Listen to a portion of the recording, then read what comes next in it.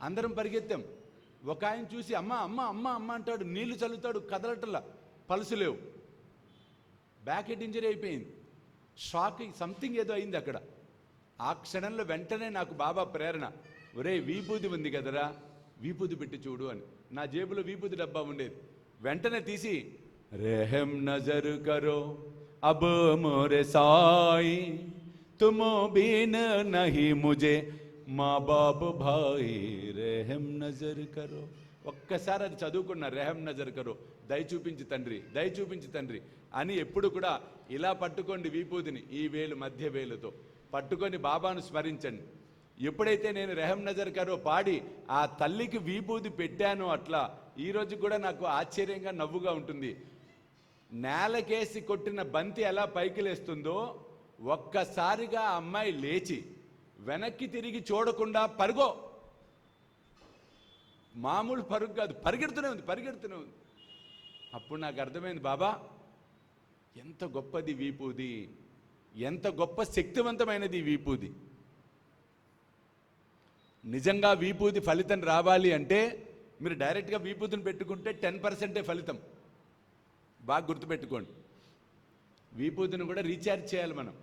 Recharge ఎలా చేస్తాం? Cell phone రీఛార్జ్తో కాదు. రీఛార్జ్ ఈజ్ నథింగ్ బట్ ఈ ముద్ర లేదా ఈ ముద్ర. వీపూదిని మధ్యలో పెట్టుకోండి, ఇలా పట్టుకొని కన్నులు మూసుకొని మీ దృష్టి మొత్తము వేళ్ల మధ్యలో ఉన్న వీపూది మీద నిలిపి ఓం జైనే నమః అని చెప్పుకోవచ్చు. ఓం ఆపద్బాంధవాయ నమః అని చెప్పుకోవచ్చు. ఓం సిద్ధ సంకల్పాయ నమః అని చెప్పుకోవచ్చు. ఓం ఆరోగ్యక్షేమదాయ నమః అని చెప్పుకోవచ్చు. ఇవేవి గుర్తుకు రాకపోతే ఓం సాయి ఓం సాయి ఓం సాయి అని అప్పుడు పెట్టుకోండి, చూడండి ఫలితం ఎలా ఉంటుంది. వేలాది మంది సాయి భక్తులు ఎదురు చూస్తూ ఉన్న ఘడియలు మరలా రాబోతూ ఉన్నాయి. స్వామీజీతో షిరిడి యాత్ర సెప్టెంబర్ 5 గురువారం నాడు బయలుదేరతాం. సెప్టెంబర్ 6, 7, 8 షిరిడిలో వేలాది మంది సాయి భక్తులతో ఈసారి ప్రపంచవ్యాప్తంగా ఉన్న సాయి భక్తులందరినీ కూడా మేము ఇన్వైట్ చేస్తున్నాం ఈ గొప్ప కార్యక్రమానికి. కాబట్టి మీరు నాతో రావాలి, ఈ యాత్రలో పాలు పంచుకోవాలి అనుకుంటే త్వరితగతిన కింద కనిపిస్తున్న ఫోన్ నెంబర్స్కి ఫోన్ చేసి మీ టికెట్స్ రిజర్వ్ చేసుకునే ప్రయత్నం చేయండి. ఎనర్జైజ్ చేసుకుంటున్నాం.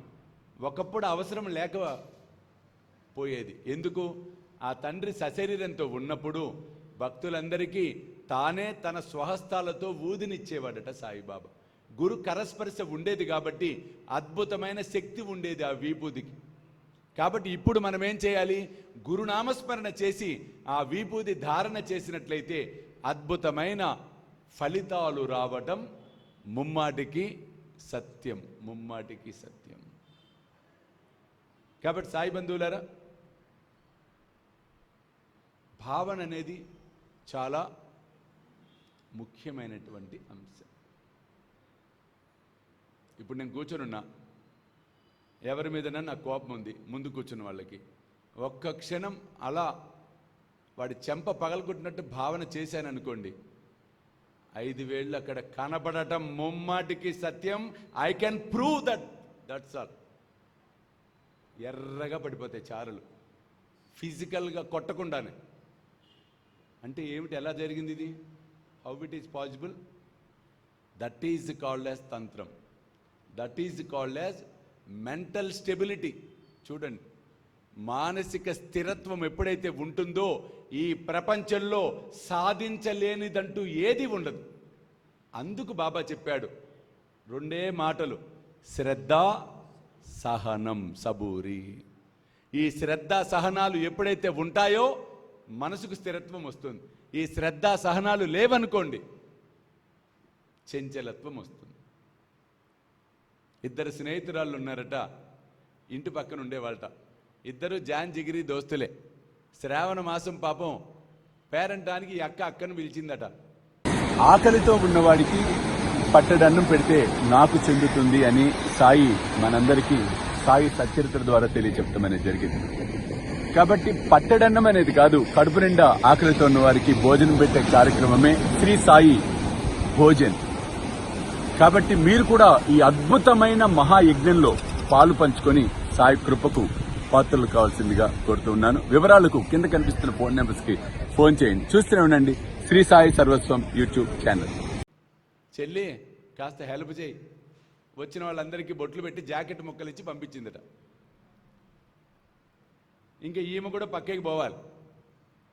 ఈమెకేమి ఇవ్వకుండా బొట్టు పెట్టి పంపించేసిందట.